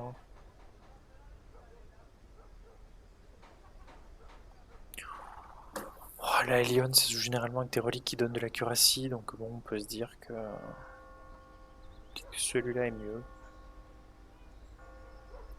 Et puis bon, il n'y a quand même pas tous les traits négatifs, quoi. Egomania, c'est encore un truc qui fait interagir avec les objets. Les miroirs, par exemple. Bon, on va virer Botrel et on va prendre Bursi. Encore une fois, sans grande conviction. On n'a pas des lions fantastiques, hein. Bon. Bon, mais c'est très bien ça. Presque on a besoin d'un autre lépreux. Pas vraiment. 15% de move resist pour un lépreux, c'est très bien, comme il est très dépendant de son placement. Une speed basse, on s'en fout. C'est mieux si elle est un peu plus haute parce que bah, ça lui laisse potentiellement le temps de one-shot un ennemi avant qu'il joue, mais Mais je pense qu'on n'a pas besoin d'eux. Pas pour l'instant en tout cas. Et le fameux mème du Quad Leper. C'est vraiment une parodie de team en fait. Parce que justement le lépreux est surtout utilisé pour les positions 1 et 2. Le Quad Leper c'est des pires compos qui existent. Mais c'est un mème qu'on retrouve régulièrement. Par contre c'est vrai qu'il a Revenge. Revenge pour le coup c'est vraiment pas mal. C'est particulier, Revenge ça veut dire qu'on devient beaucoup plus, voilà, on se prend 25% de dégâts en plus, mais le buff est incroyable. Donc on se fait plus toucher, mais si on a du heal correct à côté, c'est bon, incroyable. 7% de crit, 25% de dégâts, plus 10 d'accuracy, c'est 3 trinkets en une seule attaque. Et ça dure tout le combat. Vraiment pas mal. C'est vrai que j'avais oublié que Purge booste l'accuracy aussi. Purge vraiment un sort excellent. Bon, bah on va peut-être prendre la Grave Robber. Oh, elle a vraiment pas des sorts très bons, hein. Et ouais, on va la garder histoire de... En attendant une mieux, quoi. Hein. Vraiment, pour le coup... La Grave Robber, à quoi elle sert? Elle va jouer sur les Blight, beaucoup. Elle a quelques buffs, en sachant qu'elle peut aussi se soigner des dots, donc c'est intéressant. Mais elle va jouer sur les Blight et un petit peu sur la marque. Elle a une compétence qui joue un peu sur la marque, mais elle va plus se jouer sur les Blight. Elle a quelques sorts qui synergisent un peu avec le Blight. On a des dégâts légèrement supérieurs sur les cibles Blight. Il y avait tout à l'heure une relique spéciale Grave Robber qui donnait encore des dégâts un peu supplémentaires sur les cibles qui étaient blightées. Voilà, pourquoi pas. Elle a une attaque quand même qui est Armor Piercing. Ça vaut le coup de le dire parce que je crois qu'il n'y en a que 2 dans le jeu. La sienne est celle du Shield Breaker qui est une classe DLC, donc une classe qui est quand même un petit peu au-dessus en termes de niveau global hein, que les autres. Un petit peu au-dessus des autres. Donc c'est pas mal, hein, mais c'est une classe qui demande beaucoup de micromanagement. Il y a beaucoup de conditions en fait à ces dégâts. Il faut que les cibles soient blight idéalement. Bon, ça peut taper très fort parce qu'elle a des gros modificateurs de dégâts et des gros modificateurs de crit. Mais c'est vraiment idéal dans une dancing comp pour avoir un DPS vraiment maximal. Et comme toutes les dancing comp, il faut quand même que ce soit bien réglé quoi. Parce que voilà, elle a besoin, son sort qui fait énormément de dégâts se lance uniquement en position 3 et 4, donc il y a vraiment besoin d'avoir quelque chose de très dynamique pour lui permettre le plus possible de retourner rapidement à sa position de départ. En sachant qu'on peut utiliser le combo, voilà, une compétence qui peut la rendre invisible, j'ai oublié de le dire mais c'est quand même intéressant, et qui lui met un énorme buff. Et donc bah voilà, étant donné que ça la fait reculer de 2 cases et que sa grosse compétence de dégâts la fait avancer de 2 cases, le combo le plus logique, Shadow Fade, Lunge. Voilà. Et on peut répéter ça en boucle. Mais bon, à moins d'avoir une cible qui est Blight, on a très souvent le contre-argument à l'utilisation de ce combo là, c'est que bah, si jamais on tape juste 2 fois avec des dégâts normaux, c'est souvent meilleur que de taper une seule fois avec des dégâts très élevés.